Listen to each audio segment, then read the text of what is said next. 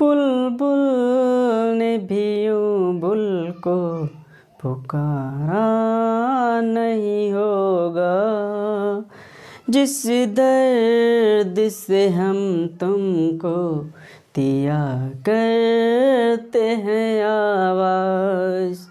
तो हेलो दोस्तों, मैं अंकित एक बार फिर से स्वागत करता हूं आपका अपनी क्लास एग्री इंस्टीट्यूट पे। दोस्तों उम्मीद करता हूं कि आप लोग अच्छे होंगे और आपकी पढ़ाई भी बहुत अच्छी चल रही होगी। आज हम बात करेंगे मानव में पोषण। मानव में पोषण क्या होता है, अर्थात पोषण किसे कहते हैं, ये क्यों आवश्यक होता है। ठीक, तो इसको हम आज डिस्कस करने जा रहे हैं। आप लोग हमारे साथ में बने रहिए। हम बढ़ते हैं अपने टॉपिक की तरफ। लिखा हुआ है पोषण। तो पोषण किसे कहते हैं पहले हम ये समझ लेते हैं, तो बहुत ही आसानी होगी इस चैप्टर को पढ़ते हुए। पोषण कहते किसे हैं, पोषण क्या होता है, भोजन को खा पी करके उससे ऊर्जा प्राप्त कर लेना। समझना मेरे साथ, भोजन को खा पी करके उससे ऊर्जा प्राप्त कर लेना और अपने जीवन चक्र को पूरा करना ही पोषण कहलाता है। पोषण क्या होता है, भोजन को खाना पीना और फिर खा पी करके पचा करके उसको अपने शरीर में लगा लेना। जैसे आपने भोजन खाया लेकिन वो पचा नहीं, आपके शरीर में नहीं लगा, तो पोषण नहीं हुआ। आपने कुछ खाया, पेट खराब हो गया, वो पचा ही नहीं, पेट खराब हो गया वैसे ही निकल गया, तो पोषण नहीं हुआ। पोषण तब होगा जब वो पच करके आपके शरीर में लग जाए और उसकी ऊर्जा आपको मिल जाए, तब पोषण कहा जाता है।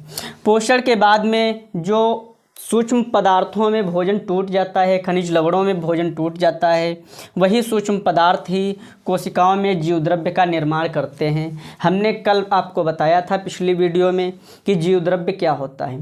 तो जो जीवद्रव्य हमने बताया था, उस जीवद्रव्य का निर्माण भोजन द्वारा ही होता है। जब हम लोग भोजन करते हैं तो जीवद्रव्य का निर्माण हो जाता है। अब आगे बढ़ते हैं। देखो लिखा है पोषण या भोजन की आवश्यकता क्यों। आखिर मानव को भोजन करने की आवश्यकता क्यों होती है, या मानव को पोषण प्राप्त करने की आवश्यकता क्यों होती है। पोषण तो समझ ही गए होंगे, खाना को खा पी करके पचा करके अपने शरीर में लगा लेना उसकी ताकत, बस यही पोषण होता है। पोषण की आवश्यकता क्यों होती है, तो नंबर एक होता है शरीर में ऊर्जा की आपूर्ति हेतु। शरीर में ऊर्जा की ज़रूरत पड़ती है कि नहीं। जैसे हमने कल बताया था, हम मुंह से पढ़ा रहे हैं, ज़ुबान मेरी चल रही है, तो यहाँ ऊर्जा नहीं आ पाएगी। तो ऊर्जा जब आ नहीं पाएगी, मेरी ज़ुबान चल नहीं पाएगी, हम पढ़ा पाएंगे, नहीं पढ़ा पाएंगे। तो ऊर्जा की ज़रूरत होती है शरीर में। ठीक, तो ऊर्जा की आपूर्ति के लिए हम भोजन करते हैं, और जो भोजन करते हैं तो हमको एनर्जी मिल जाती है। ठीक, इसके बाद अगर बात करें तो शरीर की वृद्धि हेतु, अर्थात शरीर की वृद्धि के लिए जो लोग पोषण नहीं कर पाते हैं, अच्छा पोषण नहीं प्राप्त कर पाते हैं, अच्छा खान पीन नहीं होता है, तो उनके शरीर की वृद्धि भी रुक जाती है और वो कुपोषण के शिकार हो जाते हैं। कुपोषण किसे कहते हैं, यहाँ पर एक प्रश्न पूछा जाता है। तो कुपोषण किसे कहते हैं, अच्छा पोषण ना प्राप्त कर पाना ही कुपोषण है। जैसे आपकी उम्र है बच्चों वाली, ठीक, तो वहाँ पे आपको चाहिए कि अच्छे विटामिन्स लो, प्रोटीन्स लो, ताकि शरीर की वृद्धि हो, लेकिन आप विटामिन्स प्रोटीन्स नहीं ले पा रहे हो गरीबी के कारण या किन्हीं और कारणों के कारण, तो वहाँ पे क्या हो रहा है, आप कुपोषण के शिकार हो जाओगे। ठीक, तो पोषण क्या होता है समझ गए होंगे। पोषण की आवश्यकता क्यों होती है, शरीर में ऊर्जा की प्राप्ति है शारीरिक वृद्धि के लिए। ठीक, इसके बाद अगर हम बात करते हैं तो शारीरिक टूट फूट की मरम्मत के लिए भी पोषण की ज़रूरत होती है। हम भोजन करते हैं, देखो हमारे शरीर में दिन प्रतिदिन कहीं खरोंच लग गई, कहीं टूट फूट कुछ हो गई, कोशिकाएं टूटती रहती हैं, कहीं घाव हो गया, तो उनकी मरम्मत होती है तो भोजन से ही होती है।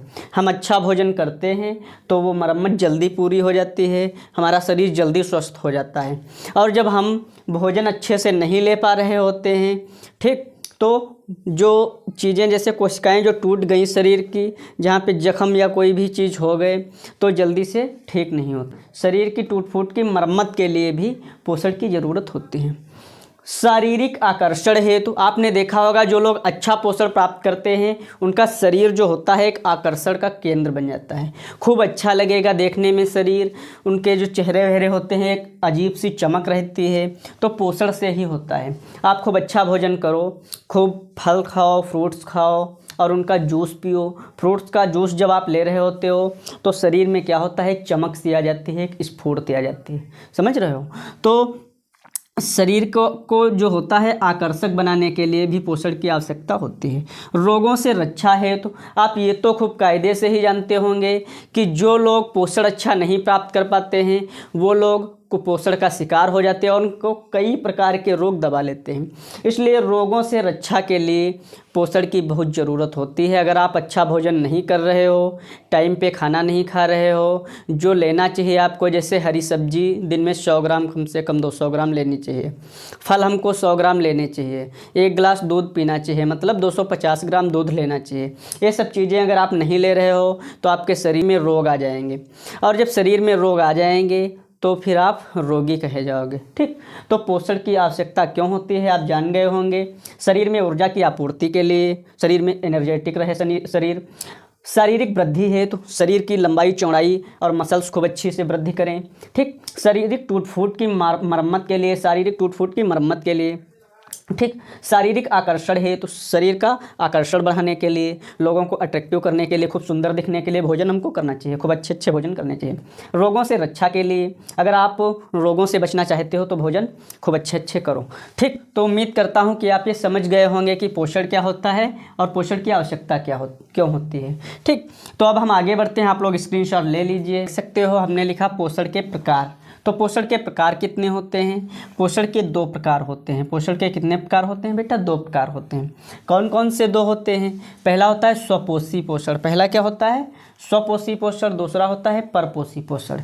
परपोषी पोषण को विषमपोषी भी कहते हैं। ठीक, याद कर लेना, पोषण 2 प्रकार का होता है, इसकी 2 शाखाएँ हैं, स्वपोषी पोषण और परपोषी पोषण। स्वपोषी पोषण किसे कहते हैं और परपोषी पोषण किसे कहते हैं? ठीक, ये देखना, स्वपोषी पोषण किसे कहते हैं? स्व का मतलब स्वतः ही, पोषी मतलब पोषण कर ले।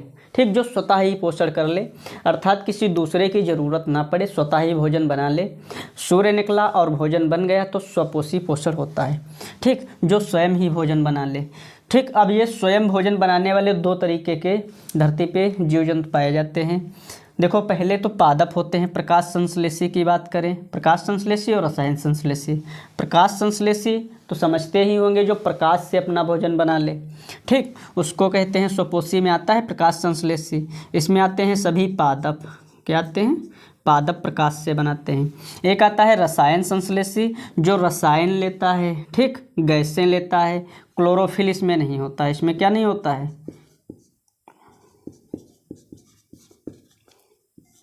इसमें क्लोरोफिल नहीं होता है। इसमें क्लोरोफिल नहीं होता है, इसमें क्लोरोफिल होता है। याद कर लेना, प्रकाश संश्लेषी अर्थात प्रकाश से वही लोग भोजन बना पाते हैं जिनके पास हरा रंग होगा। क्लोरोफिल होता है हरा रंग, हरा रंग होगा, वो लोग प्रकाश से भोजन बना लेते हैं। स्वपोषी पोषण में आते हैं वो लोग, स्वयं भोजन बनाते हैं तो स्वपोषी कहे जाएंगे। ठीक, अगर परपोषी की बात करें तो परपोषी 3 प्रकार का हो जाता है। परपोषी कितने प्रकार का होता है? परपोषी 3 प्रकार का होता है। इसको विषमपोषी पोषण भी कहते हैं। ठीक, 3 प्रकार के ये होते हैं। देखो, एक होता है परजीवी, एक होता है प्राणी संभोजी, एक होता है मृतोपजीवी। परजीवी किसे कहते हैं? पहली बात तो ये लोग परपोषी में आ गए हैं। परपोषी माने जो अपना भोजन स्वयं नहीं बना पाते हैं। अब अगर बात की जाए परजीवी किसे कहते हैं, तो परजीवी वे लोग होते हैं जो दूसरों पर जिंदा रहें, दूसरों के सहारे नहीं, दूसरों के शरीर पर ही, अर्थात हमारे शरीर पर ही कोई जिंदा रहे, तो वह है परजीवी। परजीवी कौन होते हैं? पर माने दूसरों पर, जीवी माने जो जिंदा रहें, दूसरों पर जो जिंदा रहें वो परजीवी होते हैं। इसमें आते हैं, जैसे होता है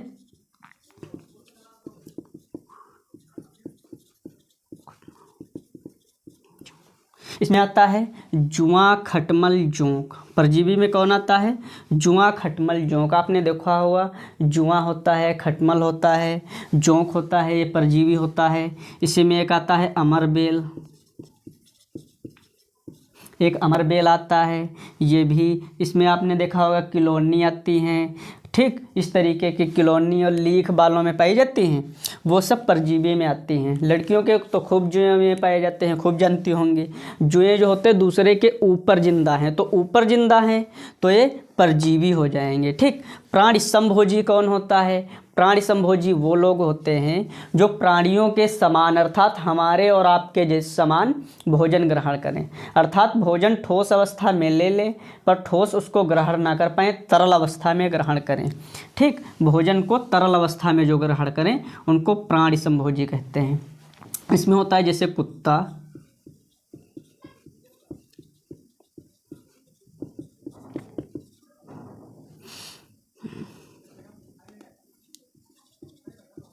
इसमें होता है प्राणी संभोजी में जैसे कुत्ता, बिल्ली, शेर, बंदर, ये सब प्राणी संभोजी होते हैं। क्यों प्राणी संभोजी हैं?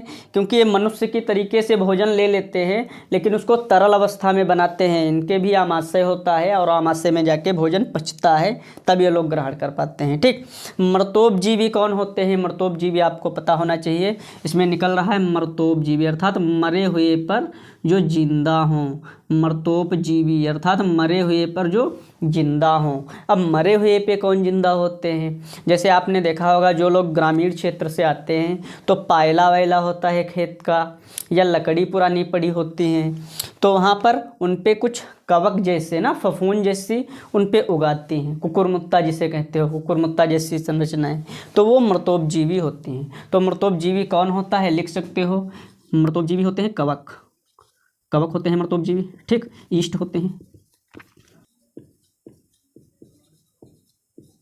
देखो सभी कवक मर्तोपजीवी होते हैं, ईस्ट मर्तोपजीवी होती है, कुछ जीवाणु भी मर्तोपजीवी होते हैं, अर्थात कुछ जीवाणु ऐसे होते हैं जो मरी हुई चीज़ों पर उग करके उत्पन्न होकर के उनसे अपना भोजन प्राप्त करते हैं। तो हमने क्या बताया, पोषण किसे कहते हैं? खाने को खा पी करके पचा के अपने शरीर में लगा लेना पोषण कहलाता है। पोषण के प्रकार के होते हैं, पोषण के प्रकार दो होते हैं, स्वपोषी पोषण, परपोषी पोषण। स्वपोषी पोषण किसे कहते हैं? जो अपना भोजन स्वयं बना ले, जो अपना भोजन स्वयं बना ले। स्वयं अपना भोजन बनाएगा कौन? जिसमें हरा रंग होगा, क्लोरोफिल होगा, याद कर लेना, क्लोरोफिल होगा, पादप। ठीक, रसायन संश्लेषी उसे कहते हैं जो क्लोरोफिल नहीं होता है फिर भी कुछ लोग भोजन बना लेते हैं। ठीक, अब परजीवी अगर हम इसमें बात करें, परजीवी और ये सब क्या होते हैं, तो परपोषी पोषण जो होता है इसकी शाखाएं 3 होती हैं, परजीवी, प्राणी संभोजी, मर्तोपजीवी। परजीवी किसे कहते हैं? जो दूसरे के शरीर पे जिंदा रहे। प्राणी संभोजी कौन होता है? जो जटिल पदार्थ खाए पर तरल अवस्था में उनको ग्रहण करे। मर्तोपजीवी कौन होते हैं? जो मरी हुई चीज़ों पर उग करके भोजन प्राप्त करें। ठीक, उम्मीद करता हूँ कि ये समझ में आ गया होगा। अब हम बात करने जा रहे हैं प्रकाश संश्लेषण किसे कहते हैं। ठीक, अब प्रकाश संश्लेषण की बात करेंगे। आप लोग स्क्रीनशॉट ले लीजिए। आप लोग देख सकते हो हमने लिखा प्रकाश संश्लेषण। ठीक, प्रकाश संश्लेषण क्या होता है अगर इसकी बात की जाए तो आप लोग समझ लो। प्रकाश संश्लेषण क्या होता है? प्रकाश संश्लेषण होता है जब प्रकाश की उपस्थिति में पेड़ पौधे अपना भोजन बना लें, इसी प्रक्रिया को प्रकाश संश्लेषण कहते हैं। ठीक, लिख सकते हो प्रकाश संश्लेषण क्या होता है।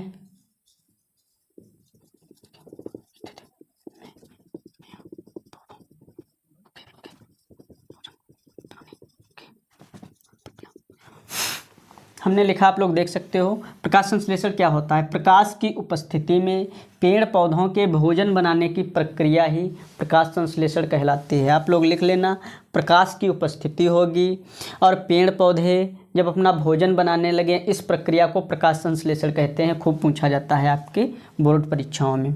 ठीक, तो जब अच्छा ये हो गया प्रक्रिया जो है भोजन बनाने की, वही प्रकाश संश्लेषण है। तो इसमें कौन कौन सी चीज़ें होंगी तब भोजन बनेगा? तो इसमें नंबर 1 होता है, इसमें नंबर 1 होगा सबसे पहले सूर्य का प्रकाश हो। क्या हो? सूर्य का प्रकाश हो, प्लस जल होना चाहिए, जल होना चाहिए, प्लस क्लोरोफिल होना चाहिए।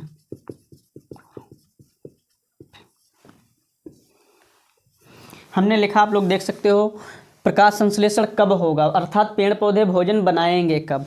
पेड़ पौधे भोजन बनाएंगे जब सूर्य का प्रकाश होगा, सूर्य का प्रकाश और जल होगा और क्लोरोफिल होगा।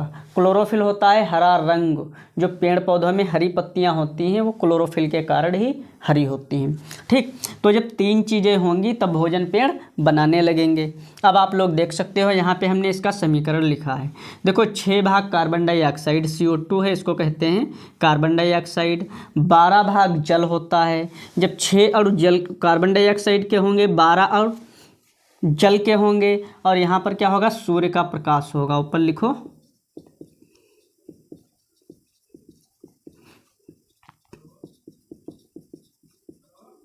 देखो सूर्य का प्रकाश होगा और क्लोरोफिल होगा, तब क्या बन जाएगा, C6H12O6। C6H12O6 इसका मतलब होता है कि ग्लूकोज बन जाएगा। क्या बनेगा, ग्लूकोज बनेगा। और 6 भाग जल बनेंगे, 6 भाग O2 बनेगी। O2 होती है गैस, वायु से हल्की है, इसलिए इसको ऊपर को एरो दिया गया है। ठीक, अब देखो 6 भाग कार्बन डाइऑक्साइड थी तो 6 भाग उधर जल बना जाके, 12 भाग जल था यहाँ पर तो H12 थे तो ये यहाँ पे H12 आ गए। ठीक, और ऑक्सीजन कितनी बनेगी, 6 अणु ऑक्सीजन बनेंगे। इसको कहते हैं ग्लूकोज। ये ग्लूकोज है, ये जल है, ये ऑक्सीजन है,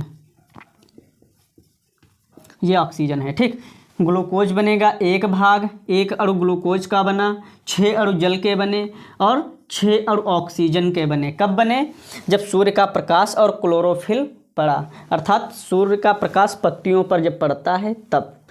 6 भाग कार्बन डाइऑक्साइड होगी, 12 भाग जल नीचे से पेड़ खींच लेते हैं, और ग्लूकोज का 1 अणु बनेगा, जल के 6 अणु बनेंगे, ऑक्सीजन के 6 अणु बनेंगे। दिस इज़ वेरी इंपॉर्टेंट है, आप लोग इसे लिख सकते हो। ठीक, इसका स्क्रीनशॉट ले लीजिए। आप लोग देख सकते हो कि इसका कार्यस्थल क्या होता है, अर्थात प्रकाश संश्लेषण जो होता है इसके द्वारा पौधे भोजन तो बना रहे हैं, पर कहाँ पर बनाते होंगे, इसका कार्यस्थल क्या होता है।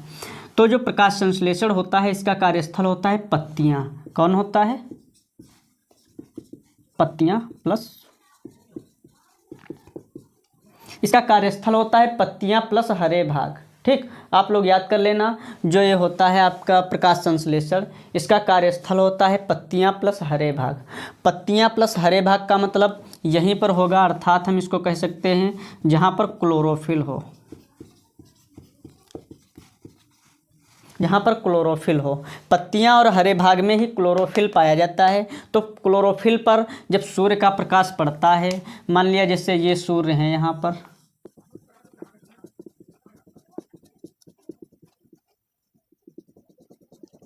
मान लिया ये सूर्य है यहाँ पर, तो इसका प्रकाश जब पत्ती पे पड़ता है तो पत्ती जो होती है इसमें 2 फलक होते हैं। पत्तियों में कितने फलक होते हैं, 2 फलक।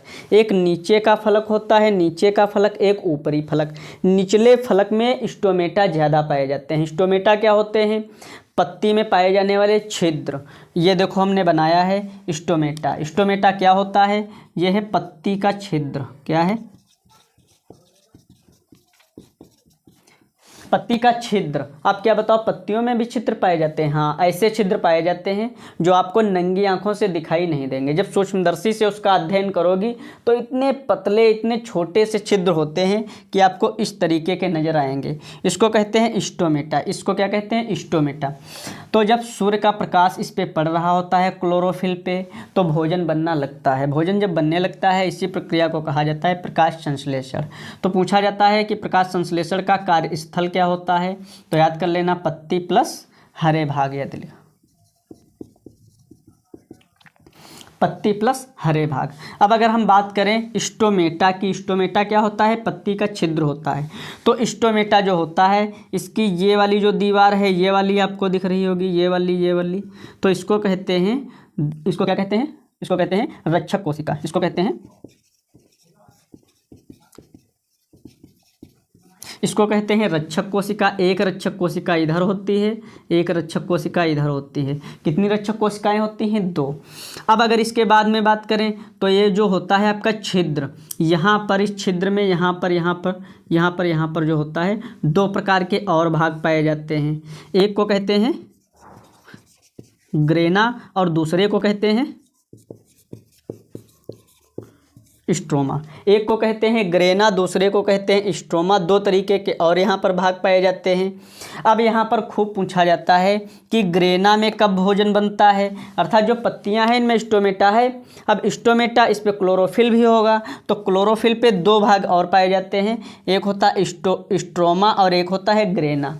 पूछा जाता है पौधे दिन में किस भाग से भोजन बनाते हैं, स्ट्रोमा से या ग्रेना से। तो आप लोग याद कर लेना दिनो, देखो ऐसे लिखा जाता है दिनो। देखो ना आ गया दिन में तो ना ग्रेना में है, तो याद कर लेना अगर दिन में ना है, ग्रेना में ना है, तो दिन में भोजन ग्रेना में बनेगा। जब दिन होता है तब पौधे ग्रेना भाग से भोजन बना रहे होते हैं। स्ट्रोमेटा जो है, स्ट्रोमेटा में क्लोरोफिल पे स्ट्रोमा और ग्रेना दो भाग और पाए जाते हैं। तो ग्रेना कोशिकाएं जो होती हैं इनसे दिन में भोजन बनता है। और याद कर लेना रात में स्टार निकलते हैं। स्टार कब निकलते हैं? रात में। तो स्ट्रोमा में भोजन कब बनता होगा? रात में।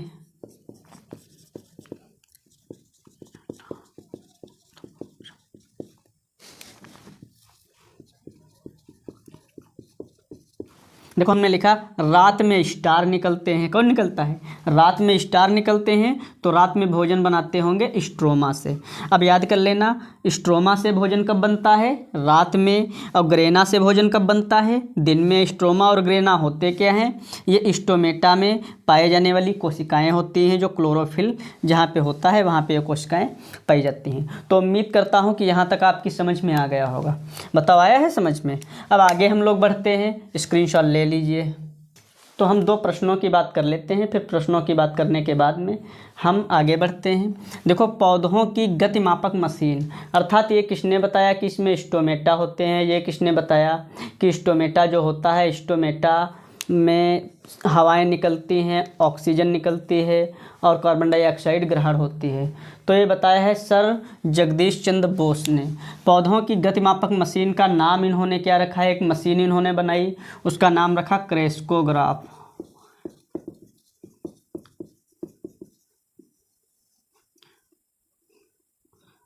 इन्होंने एक मशीन बनाई, उसका नाम रखा क्रेस्कोग्राफ। क्रेस्कोग्राफ जो मशीन थी ये पौधों की गति को नापती थी, अर्थात पौधों में जान होती है ये बताती है, ठीक। और क्रेस्कोग्राफ मशीन जो है इसके खोजकर्ता कौन थे? इसके खोजकर्ता थे सर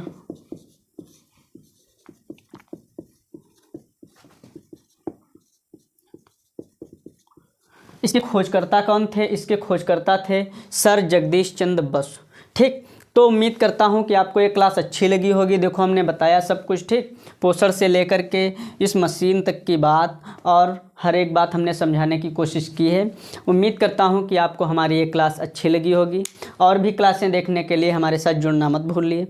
मिलते हैं अगली क्लास के साथ, तब तक के लिए जय हिंद, जय भारत, धन्यवाद।